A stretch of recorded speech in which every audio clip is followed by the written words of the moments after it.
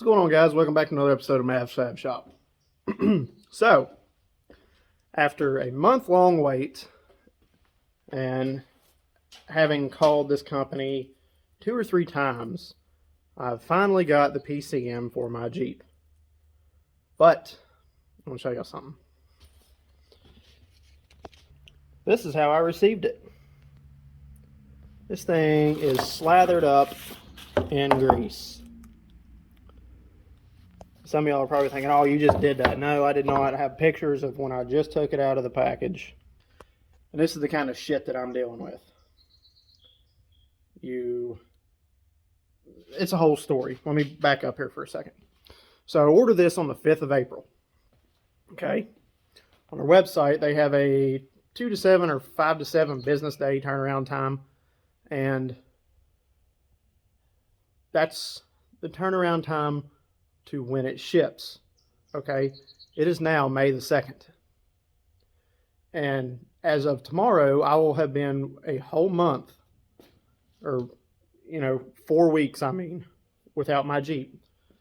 So a little ticked off about that, but the icing on the cake is they said that it was ready like a week and a half after I ordered it. And I checked the status on it, and they said it was going through quality control. Well, I get an email like a day or two later saying that we're not shipping it out. We have to actually go back and program it and blah, blah, blah. So here I was at the time driving 40 minutes one way to work when diesel fuel was $5 1/4 a gallon. Lovely. So I finally got it today. And I'm like, shoot, yeah, I'm gonna go slam this thing in the Jeep real quick. And I open it up and it's covered in grease. Now, I am not a PCM builder or ECM builder or whatever you want to call it.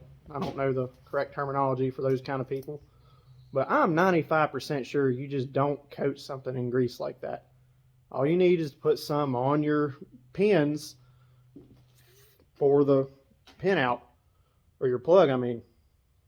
So, anyway, I'm going to get this stupid thing cleaned up, and we are going to put it in the Jeep. And I'll probably do a little install video on that for those who might be wondering, how or where it's at, blah, blah, blah.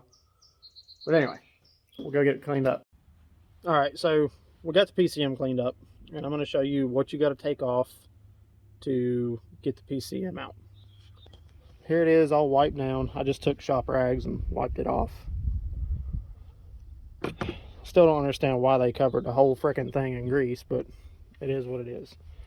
So, to get this off, you're going to have a 10mm bolt here and here to get your coolant overflow jug off.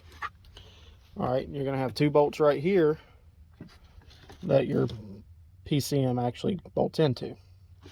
All right, you've got one down here at the bottom too. You think you might be able to see that hole right there, and it comes up from under here somewhere. See if I can find it. I think it's right there, maybe. But I'm not going to put that one back in because I'm lazy and I just kind of don't care. Anyway, we'll go ahead and start tearing this out. One other thing before you start doing this, make sure your battery's unhooked. At least take your negative terminal off, or in my case, just, take the whole battery out because you were trying to get that stupid thing started.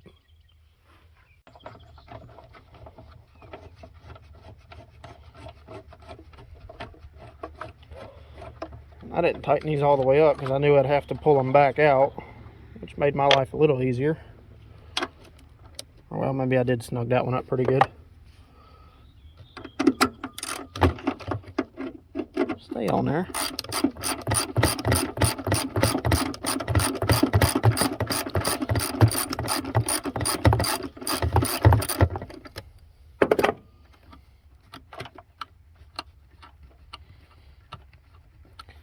I will say this Jeep has been very reliable and has put up with a lot of abuse since I bought it, almost actually a year ago this month. And this is the first major thing that has went wrong with it. Other than that, I've just done like routine maintenance stuff, like put ball joints in it and a couple other things like that. Oh, might want to unplug this too. Come on now, get out of there. So once you get this unplugged from your coolant overflow jug, you got 3 plugs right here, and you just press down on that tab, pull out. And they're all different, I think, but let's see, I don't remember if they're all different or not. They all look the same as far as the plugs go, but just remember the order yours are in. Gray's on the left, white's center, black's on the right. And then all you're going to do is take out these 2 10mm bolts, and if you've still got this one down here, take that one out.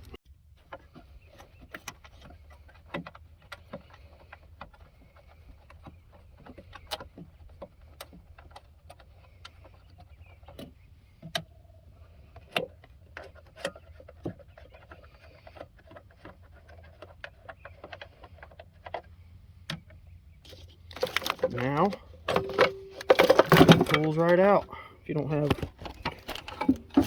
wires in the way, like whoever owned this before wired up a horn that doesn't work, and that's it.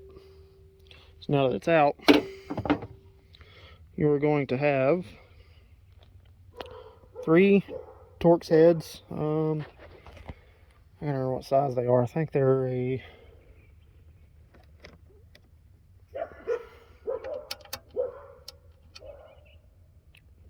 T20.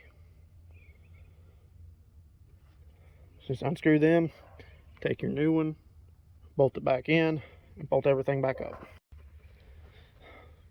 Alright, so I went ahead and just plugged it back in, bolted it back in, put the coolant overflow jug in.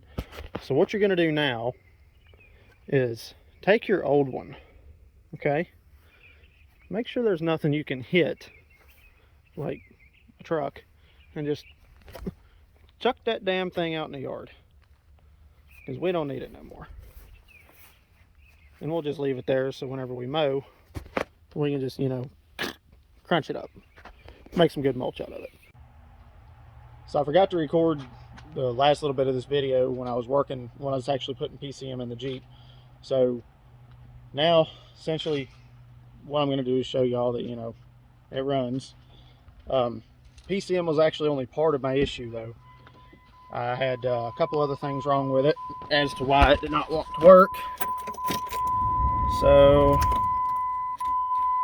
I'll turn y'all, see if y'all can see.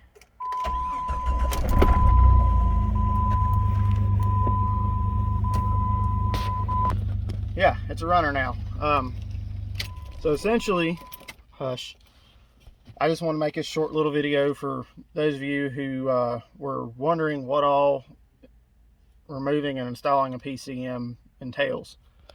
So I appreciate y'all watching this. If y'all don't mind, do me a favor, give me a like, comment, subscribe, share this video if y'all happen to see it.